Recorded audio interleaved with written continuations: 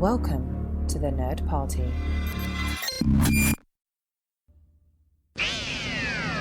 They can travel anywhere in time and space. Off we go into time and space. So all of time and all of space is sitting out there. Welcome to Time and Space, one married couple's adventure through the Doctor Who universe. I'm Jessica Nunn. And I'm her problematic companion, Phillip Gilfus. Now, of course, I'm not going to argue with the problematic part, but why do you think you're a problematic companion this week? I think I am each and every week. And what makes you problematic? That's what you always tell me. Oh, yeah, no, fair enough. I just assumed you didn't actually listen when I said those things. I like tea, too. So we've just finished up our Peter Capaldi rewatch. Yes. We watched the last three stories. I can't actually remember the first one. The world is big. I can't remember. But anyway, and then of course the Doctor Falls, and then the Christmas special, Twice Upon a Time. And I cried again. Yeah. And I think it was interesting because, of course, our very first episode of Time and Space was reviewing the Doctor Falls, but I don't think I had rewatched the episode prior to that before, so it was nice to watch that again. Yes. The quote-unquote death of Bill, or at least, and then the reveal of the Master, and then the Mistress trying out her very first adventure as Doctor Who. Yes. So, oh, she's so funny. I do just love Missy. One of the things that I think that the Doctor Who writers, at least in the more modern time, do is write well for women. I mean, River's such a beautiful character, and Missy's such a great character, and Bill, and the other companions, although I think Clara and Capaldi, the writing was awkward, but it wasn't, it was making her more of a doctor, so it wasn't, the sort of screaming companion damsel in distress. So, yeah, overall, I think the writing for women is really lovely. No, I definitely agree. And then I go back and forth between this, but I thought watching these three episodes back to back, or binging, as the kids say, I'm not, because you are nothing if not down with the kids. Exactly. It left me shook. But anyway, I don't always like them going too inside the canon or the storyline or the who or what the Doctor is, looking inside, because sometimes, you always want the Doctor to be somewhat mysterious. If you lay all the cards on the table, then you sort of set the parameters for the character, and you can't really go anywhere with that. The biggest thing about the Doctor, and the reason that he, soon to be she, is so complex, is that there's always drip drop. You don't always know everything, Right. And so I always don't want to reveal too much, the backstory of why did he leave Gallifrey, and who was he, who were his parents, and how was his childhood, and all this stuff. Some of it being mysterious, but I did like some of the questions, and having Twice Upon a Time, actually having the first Doctor, of course, which has been impossible to get since Bill Hartnell passed on, but to have that opportunity to then question the first Doctor with Bill, or hand quotes Bill, asking the Doctor why did he leave, or what was he looking for when he stole the TARDIS, and I thought it was interesting, because I thought it wasn't we've had sort of the hybrid storyline with the 12th Doctor and all that, which I didn't think made sense. But anyway, the Doctor saying, good and evil, and what's it mean, and that's kind of what he was looking for. Because he's a young man, quote unquote, so that's sort of his young man's adventure of stealing the TARDIS and looking forward to that. Yes, yeah, trying to figure out why evil didn't win every time, when in theory it should. Mm-hmm.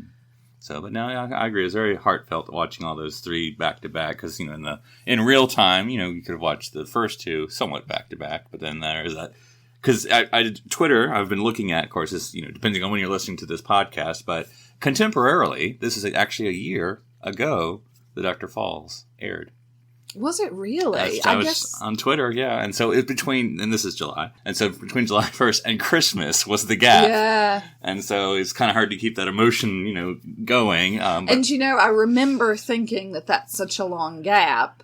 And then, of course, we got Christmas, and Jodie Whittaker makes her first appearance, and now the gap is 9 months. Yeah, and it's terrible. I hate it. I don't like it at all. Yeah, I'm ready, especially watching it again. Really ready to see what Jodie Whittaker does with it. It's so exciting. Yeah, that's why I've enjoyed having the complete, Blu-rays in my case, but to binge Doctor Who, and of course we have all of Doctor Who more or less, but to watch whenever we want. But it is fun to at least watch one Doctor and all of his stories. Kind of binge a little bit because you kind of get a little bit more of the character, especially with New Who. Classic Who, not as much, but nevertheless you do get a little bit of flow because it is the companions sort of come and go, and you sort of get to see them, what they've got to do, and all that stuff. So yeah, and I like the extras. Obviously, those are always interesting to have a look-see through. And because time and space means nothing, that means now that we're done with Capaldi, now we'll start the Matt Smith complete Blu-ray collection rewatch.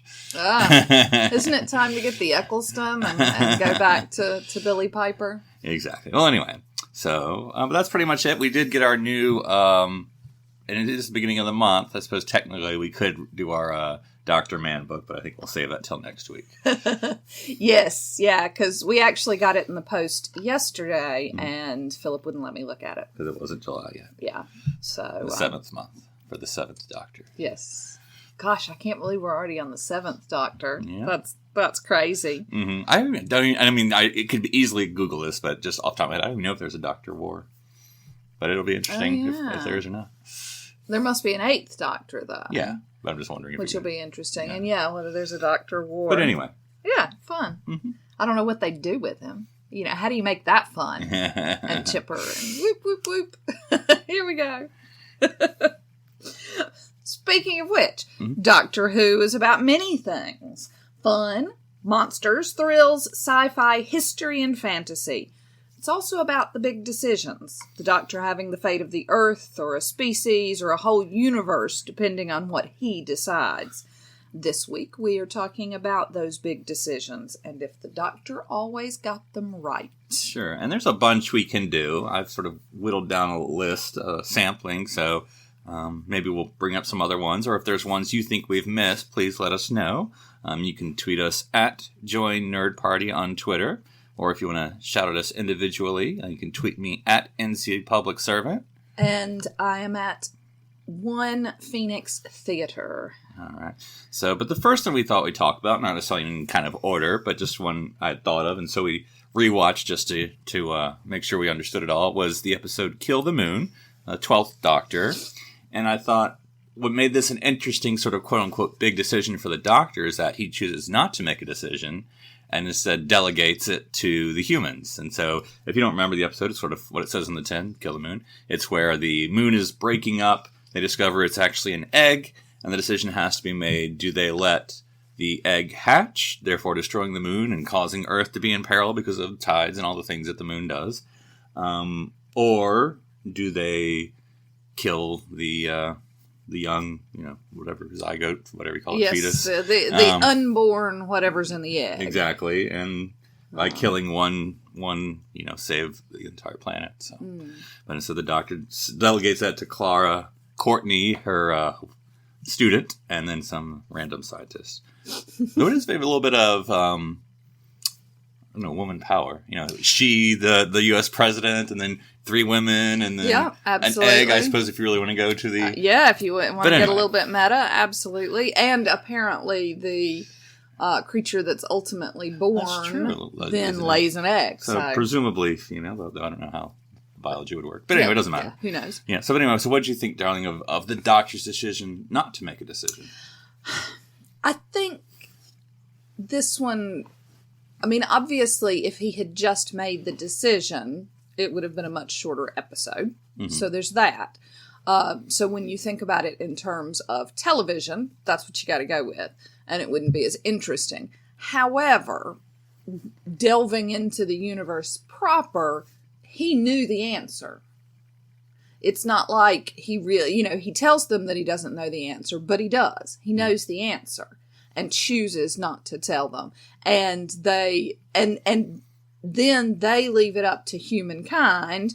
Humankind votes to destroy it. Mm-hmm. And then at the very last second, Clara makes the decision So to stop it. they lost the popular vote but won the Electoral College. Yeah, and I Okay. think it's problematic in that in those ways. In that A, he already knew what was going to happen, and B, Clara gave humanity the choice and then overrode their decision. So I think in those senses it is really problematic. Obviously it was the right thing to do, but it's problematic. And what did you think of, Clara was very upset about this whole enterprise at the end, and the Doctor sort of saying, I don't know, and I'm paraphrasing, you can correct me, but basically he was sort of saying, look, I respect you so much, I let you make your decision, it's your planet, I've given you the tools, you've been around me long enough. But again, I understand Clara's being upset because the Doctor knew the answer. And so then it's, as she points out, really kind of condescending for him to allow that to happen. Because he does, if he hadn't known and had sort of said, but I do trust your choices, that would have been a little bit different. But he did know, and it really was just a little bit of a test. And so, yeah, that's I understand Clara's fury and her being upset because he's kind of being a condescending ass. So you disagree with the Doctor's decision? Yes, Okay. I do. I disagree with the Doctor's decision to hand it over in that way. I think that there are other places that he could have done something like that to show he trusted Clara without being a jerk about it. Okay. All right. Well, What do you think? Well, no, I mean, rewatching it is different because it's to me, it's left somewhat vague what he knew. I mean, because he finds out, right? Because about what would happen, whether it would lay another egg, Right. and be another moon. I think that wasn't necessarily stated that he knew that. But he understood that humanity was going to survive and be fine. Well, and that's always going to be somewhat true. I mean, it wasn't going to because he told, right, whether it was the Doctor or someone else said, yeah, there's going to be some high tides and it's going to destroy, but it's not going to destroy your planet or anything. So it's just, one life versus thousands or millions. And again, the thousands and millions made the choice, and Clara overrode it. So then I'm not 100% sure, even though it was the right decision, I'm not 100% sure how I feel about her making that decision either, I think. Yeah. Well, and it kind of reminds me of, and I forget the title of the episode, I could look it up in 2 seconds, but I won't. But anyway, the 11th Doctor's second outing with Amy in Space Britain, where they're with the space whale, or whatever it's called. But anyway, where they've captured the space whale and are torturing it to steer it, basically.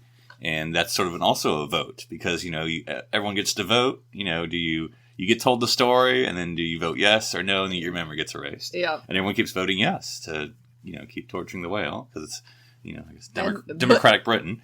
Well, yeah, but it's also a really easy, you vote yes to keep torturing it, but then we're going to take the memory away from you so you don't have to live with the guilt. Right. And so, but then with the ultimate decision that Amy makes, because of the Queen, Liz 10, finally finds out what's going on, and then she gets the choice as well to, abdicate or free or whatever, or, keep going, or forget, I guess it's forget or abdicate, if I remember the choices, and then sort of Amy presses abdicate, basically, and leaves the space whale, and then the space whale then just was like, no, I'll still keep helping you out without you torturing me, thank you. So anyway, but it's sort of a similar choice, right? Because yes, do you sacrifice one for the good of the yes. thousands or millions? Yeah, absolutely. But, and again, you get the twist of the whale was willing to do it anyway. It's just that nobody had the courage to ask.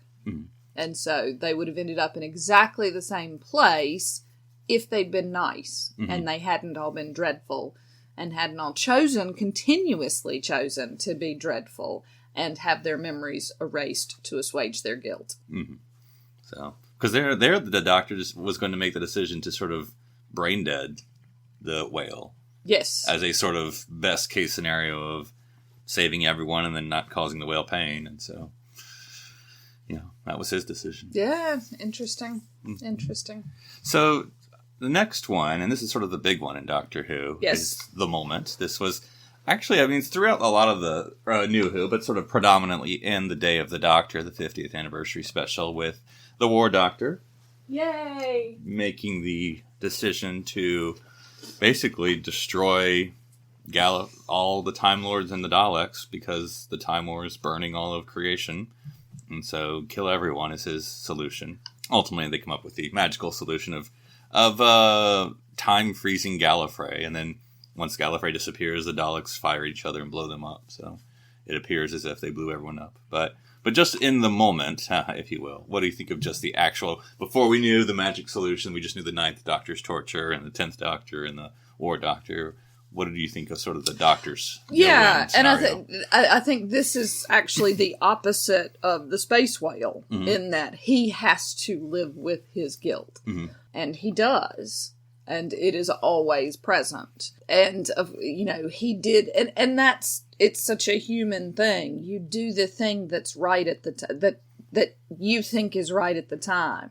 And it's not always the road to hell and all of those sorts of things, and that constant conundrum. So I liked the complexity of it. Because also the sort of the guilt... Well, I mean, for one thing, that was the moment, appearing as Rose, saying that would be his punishment, that he would live. I remember what happened. And we see the guilt... sort of through the Doctors of the 10th and 11th Doctor, the question of, can you remember how many children were in Gallifrey? And the 11th Doctor, says he didn't try, and I think the 10th Doctor knows how many, and Yeah, but the by the time we get to the 11th Doctor, he has had to make that conscious effort to let part of that go. Which is, and there's guilt in that too, isn't there? I mean, any sort of bereavement that people have, the guilt of laughing again for the first time, or, moving on with your life, I think is something that everybody can relate to. Yeah, and I guess it is sort of the stages of whatever, because the 10th Doctor then, accuses the 11th Doctor of trying to move on. How could you move on? How could you, because he's still in that stage of... Yes, yeah, but there are other worlds that have to be saved, and if you're spending the whole time beating yourself up, then... And then, so, I mean, the actual decision, though, what do we think of destroying everything to save the universe? He didn't know about the magic solution, so I kind of get it. So, well, then what about the magic solution? Because, I mean, even then, you're sort of, I don't know, freezing a world. I mean, a stasis. You're putting Gallifrey in stasis, and sort of a non-existence, a purgatory. True, but knowing what he knows about the alternative. Purgatory is better than death, right? Yeah. So they say. So they say. I read that somewhere. The river Styx and all that. Yeah. Because then it sort of gets all bogged down with the Gallifrey storyline after that. But anyway. It does, a bit, yeah. But then with the Doctors at the... Well, not the very end, but at the sort of next to the very end, with the 10 and 11 joining the War Doctor and pressing the button. Yes, yeah. And that, that... Because they were angry at him.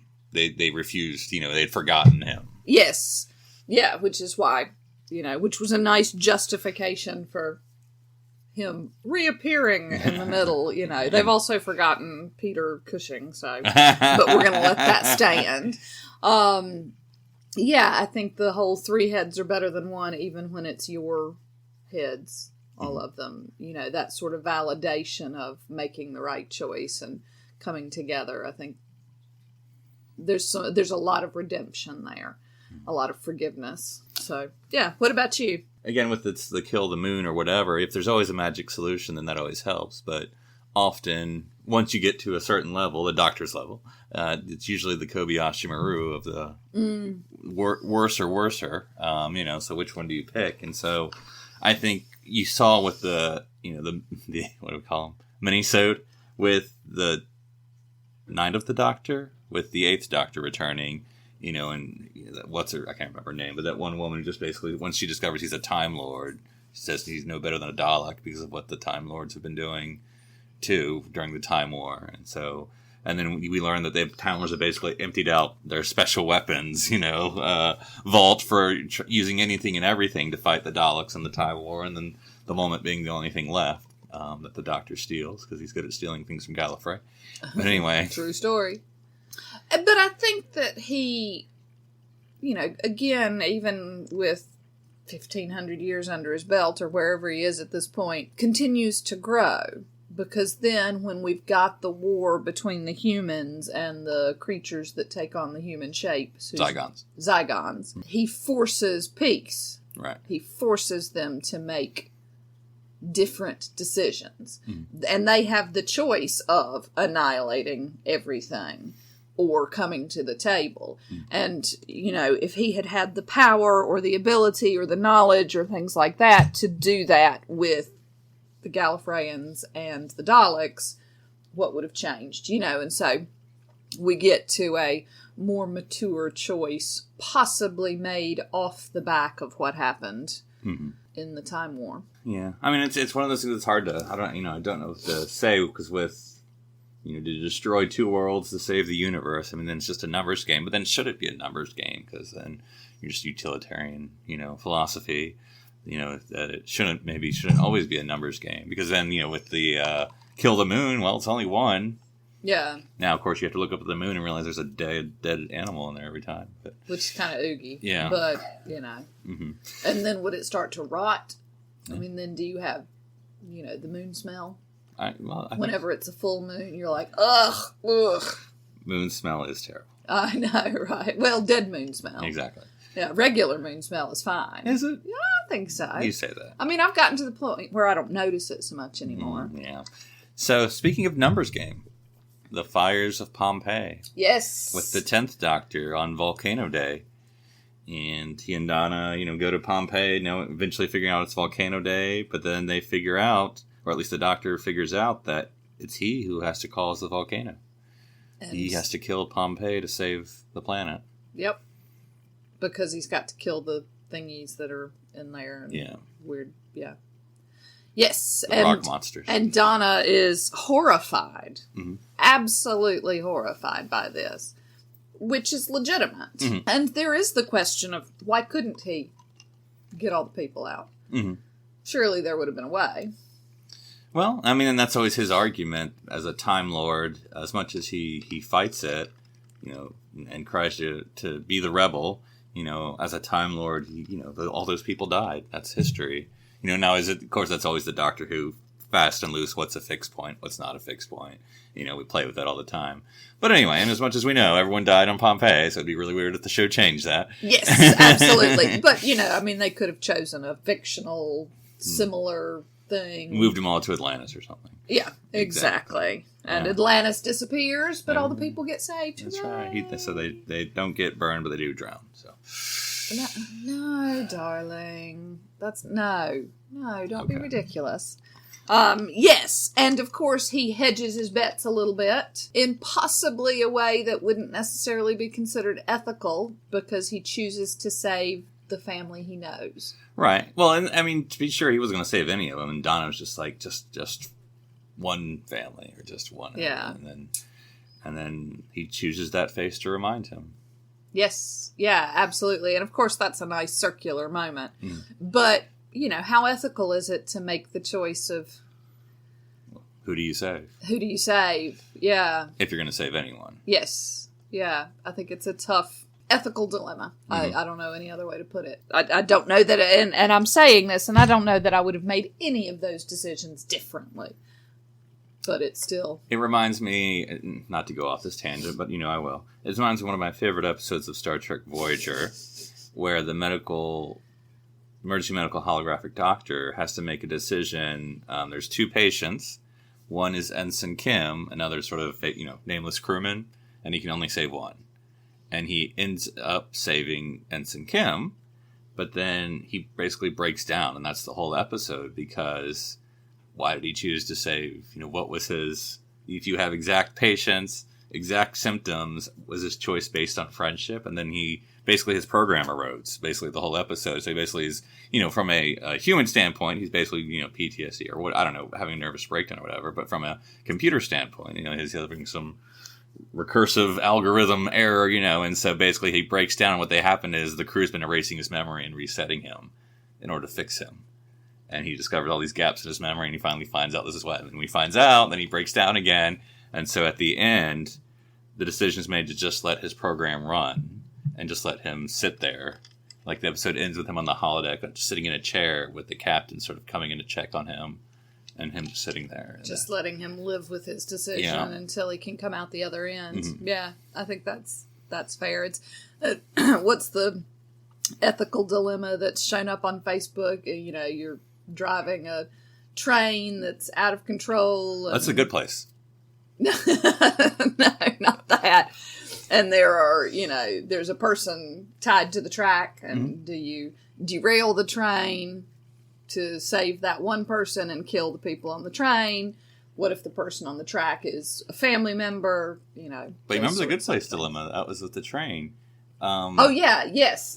It was based on this ethical dilemma. Mm-hmm. Yeah. And there's blood everywhere in the good place. Yeah. Yes. Anyway, so yeah. Another one, again, a numbers game too, but it was one I had kind of forgotten, but then when I watched it again, it is sort of very heavy. And this is the Ninth Doctor with the Parting of Ways. And this is, sort of the part 2 of the two-parter there, with the space station and the reality shows and all that, where the Daleks invade, and the Doctor discovers he can make a delta wave, whatever that is. But basically, because he doesn't have enough time, and he has to basically doing a quick job, because the Daleks are going to be there any second, and then they're going to invade.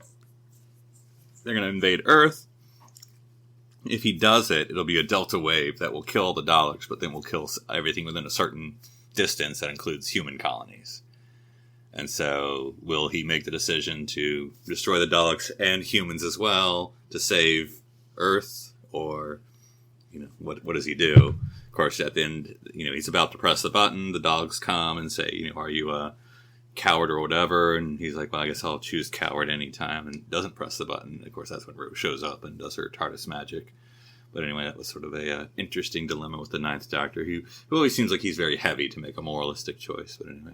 Well, and that decision ultimately leads to his death, yes. Right? Mm-hmm. So, he sacrificed himself to an extent. Mm-hmm. Because that was one where he was sort of being, and I don't say this in any kind of whatever way, but sort of trigger shy about once he had to press the button, he paused. Wasn't so sure of himself when who hesitates, ... And presumably some of that's, still PTSD from the Time Wars. Mm-hmm.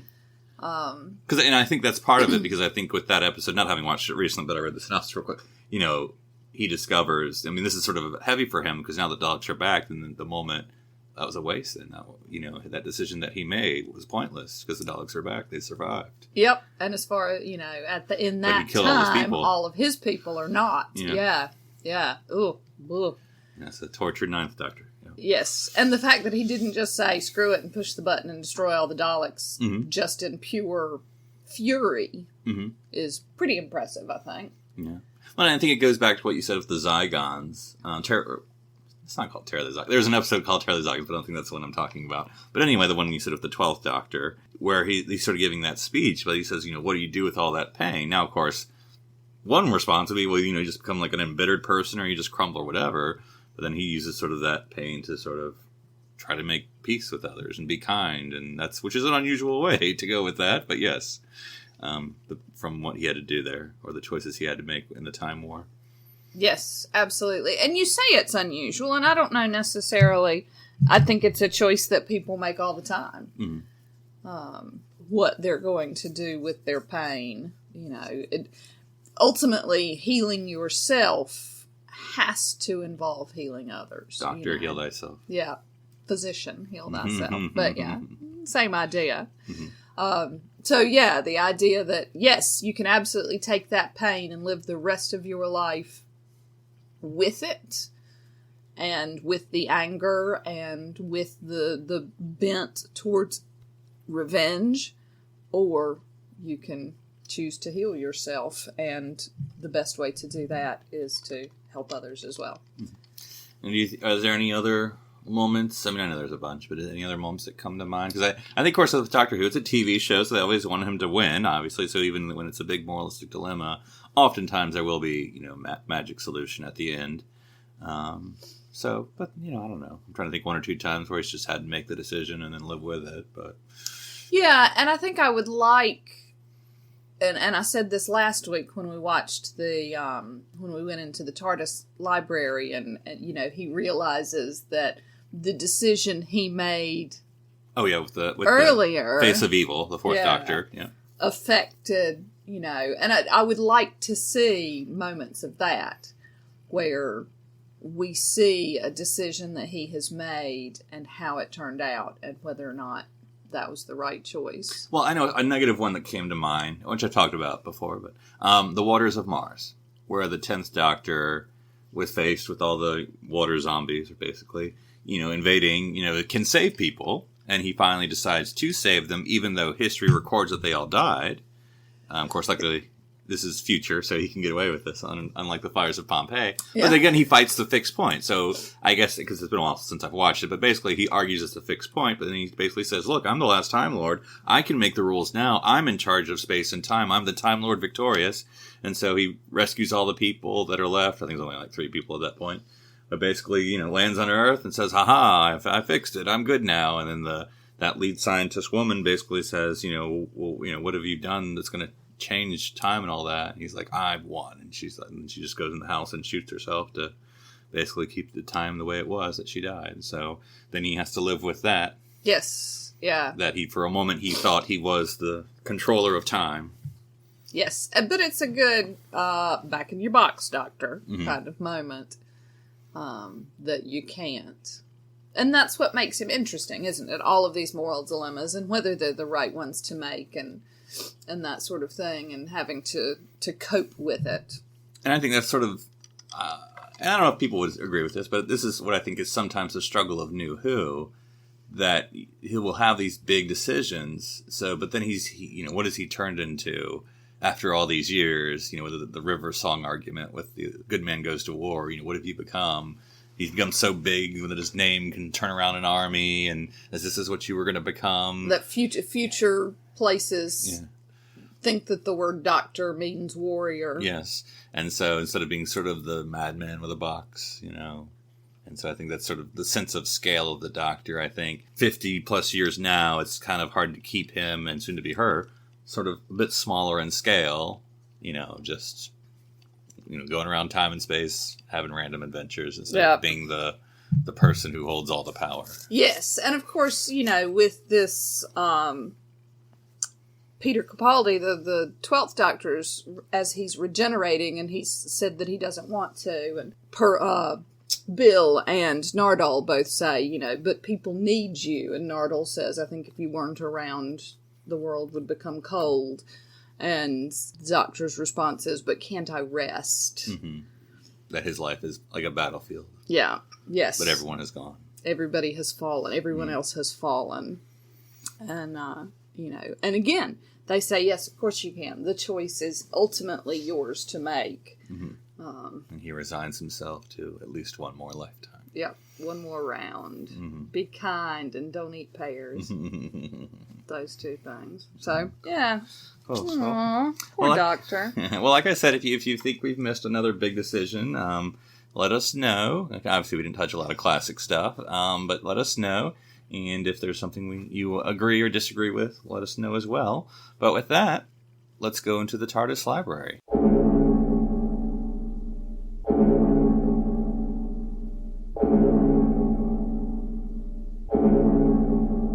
This time we are looking at the 4th Doctor in an episode called Genesis of the Daleks, and it aired on the 8th of March, 1975. Right. And TARDIS.wiki's synopsis is, intercepted while traveling between Earth and the Ark, the 4th Doctor and his companions are transported to the planet Skaro, thousands of years in the past, on a mission for the Time Lords to prevent the creation of the Daleks. Yes. So we have Sarah Jane and Harry along with the ride here. Yep, and this was a 6-parter. Yeah, so this was a little bit of an investment. But this was recently in theaters. This was for sort of with the Tom Baker Blu-ray release. Oh, okay. Yes. So this was obviously... the one that we missed because of you. Yeah, that's right. Yeah. So, and this is, I'll say early days, but I forget which number. This is early days for the 4th Doctor. I want to say fourth or fifth serial for him, but I can't remember off the top of my head, but it's early days. So, because Harry's still there. That's how you know. Obviously the ultimate decision is whether he should destroy the Daleks. In their infancy. In which he just declares genocide. I mean, I'm saying it's a wrong definition, but obviously others would argue it's the Daleks, so who gives a blank, And so what do you think of his hesitation at the end? Well, this one got me up in arms a little bit, and talking about it all has been thinking about historically in the real world and present times in the real world and all of those things. It sort of brings things close. But one of the things that I thought was that Davros didn't do this in a vacuum. Mm-hmm. And so I'm not sure destroying Davros or even destroying those infant Daleks would have changed things, because he didn't do it in a vacuum. There were a lot of people on his side, and there were a lot of people who were sort of on his side. His little SS guy. Yeah. And so, they talk, in fact, I think they talk about it in this episode, would you go back and kill Hitler? And the Doctor actually has the opportunity to go back and kill Davros as a child. And the thing is, none of that would make a difference because it took more people than the one evil. And people with bad or misguided intentions are going to raise up a bad, misguided leader, no matter who it is. And so taking out Hitler or taking out Davros, depending on which world you want to live in at the moment, doesn't change that. Right. And of course, you can have the should you go back in time and kill Hitler, the time travel debate, because obviously there's many attractive reasons why. But at least with the genesis of the Daleks, the Fourth Doctor's argument, and of course, this is whole, attached to, if he kills the Daleks, then they would have never existed, and then we won't ever have the Daleks again. But anyway, putting that aside for story reasons. Yeah, so we know how this is going to end. Do you want to kill the most popular villain? Yeah. I suppose the answer could be yes, but it seems unlikely based on audiences. But anyway, just taking it at its face, though, he gives that, his hesitation is, well, A, that it's genocide. And again, you can argue whether that matters, but, that's his first thing. And then his second dilemma is, even though there's going to be so much death and destruction, that causes a lot of people to come together, to unite, to do more than they would have done otherwise. And then getting rid of all that, how does that change things? Because again, of course, he is changing history. If it had been something where he discovered it for the first time and it has the potential to be bad. And then, again, I'm not saying there's not still a moral dilemma, but the fact that it is, that he knows how it's going to end. Right, and he knows there's death and destruction, but he also knows, how different planets and civilizations of peoples have survived. And banded together, and which is actually exactly the opposite of what Davros says when he gives his impassioned speech. He's like, that people are never going to be good. They're never going to be able to figure it out, so we've got to be the strongest.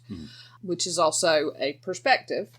It's one that I can't handle morally, but it's certainly a perspective, and it's a perspective that people have. I think the other interesting thing in this particular serial is that you've got the underground resistance. And I sort of, and they were getting ready to blow up the whole thing as well. Right. I mean, it's two warring, both were at war for thousands of years or however long here on Scaroth, and so I don't know if anyone definitely has any moral superiority than the other. No. Necessarily, but anyway. But I felt like, at the end of the day, because the resistance were in it, we had the Mutos, I guess, were sort of the neutralist party, but anyway.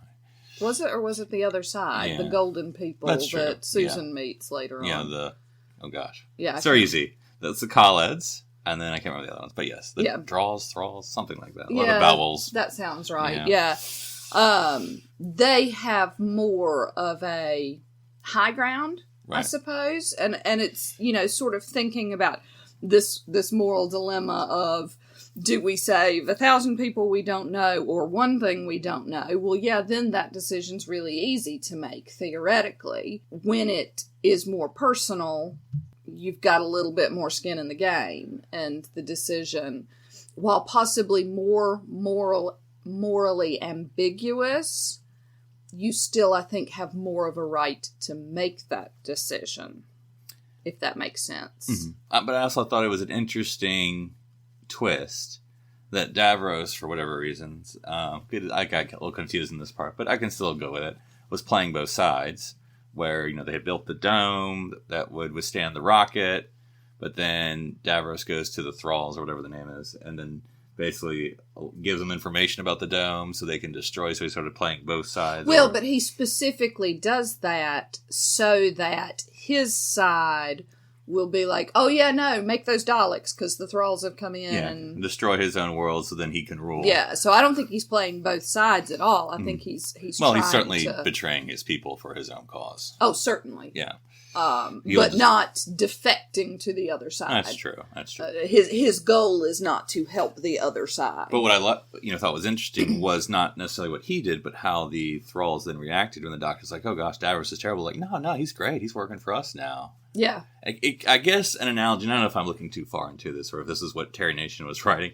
It reminds me of sort of, at least on the American side, us welcoming the ex-Nazis to help us build nuclear bombs.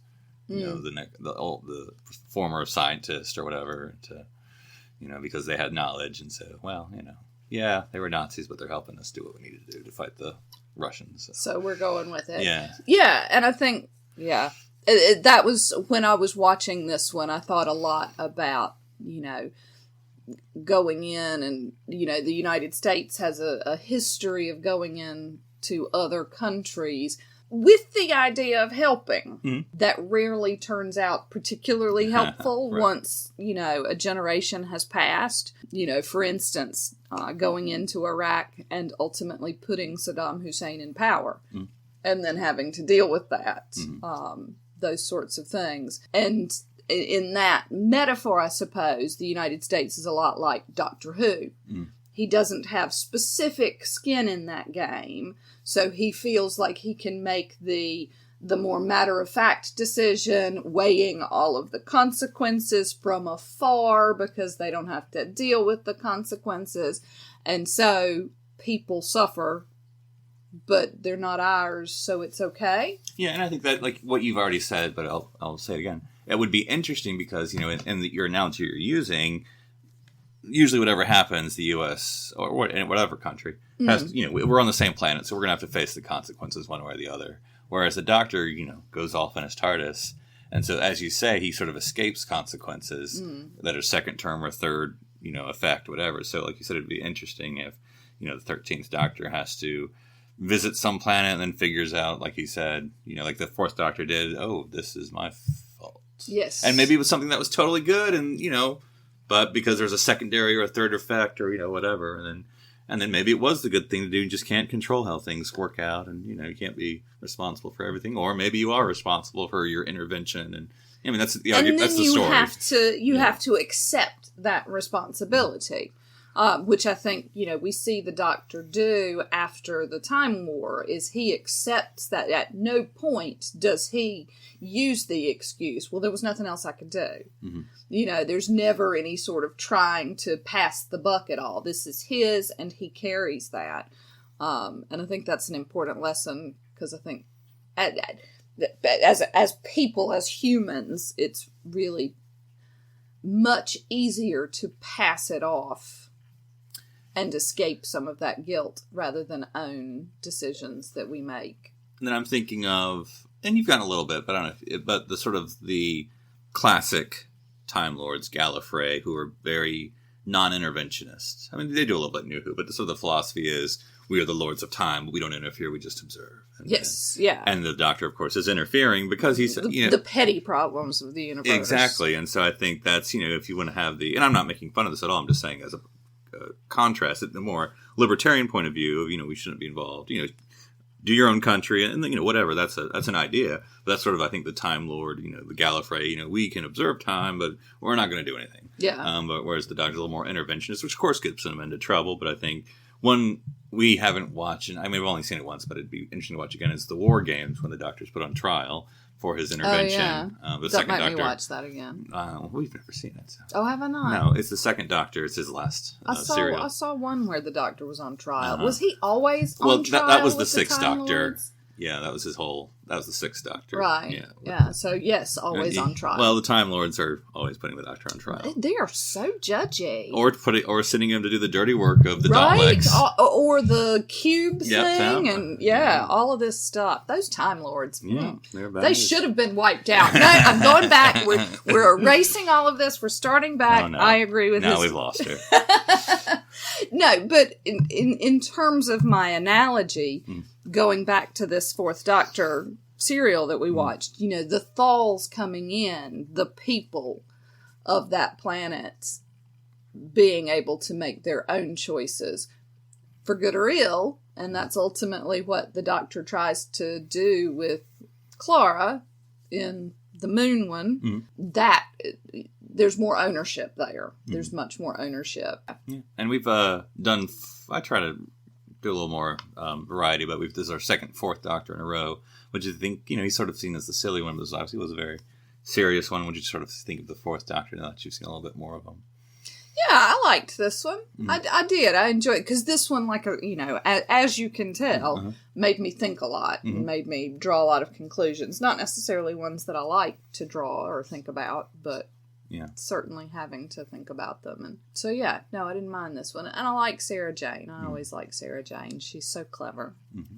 All right, darling. Well, I'm sure there's more to talk about, but we'll keep it to a close here. Yeah, come find us on Twitter and let's talk about it some more. I got loads to say. Lots to say. All the things to say. And I'm right. That's right. About everything. Yes. Good answer, baby. So what are we going to talk about next week? Well, next week, speaking of consequences for the Doctor, we're going to be talking about the deaths of the Doctor.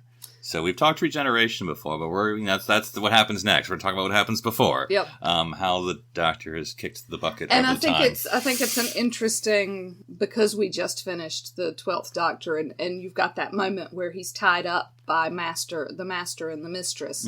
And both of them are saying, how haven't you died? Let's think of what we can, any requests is what they say. And so this is a good opportunity to look at all of those ways that the poor Doctor has kicked the bucket. That's right. Spoilers in the first one, he just gets tired.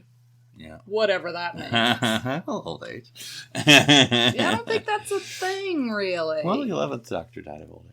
Well, yeah, but that was totally different than just being tired. So anyway, that's what we're going to talk about. Tweet us about this episode. Tweet us about the one coming up. Just talk to us. I feel like sometimes I shout into this great abyss. I'm sounding my barbaric yawp. Into the time void. Yeah, into the time vortex. Void. Yeah. Into the black hole, and I'm trying to back away. Anyway. Well, until next time, darling, you're my favorite partner to make decisions with in all of time and space. Oh, we bought a new mattress. That was a good decision, baby. That is just like what the Doctor did. Yes.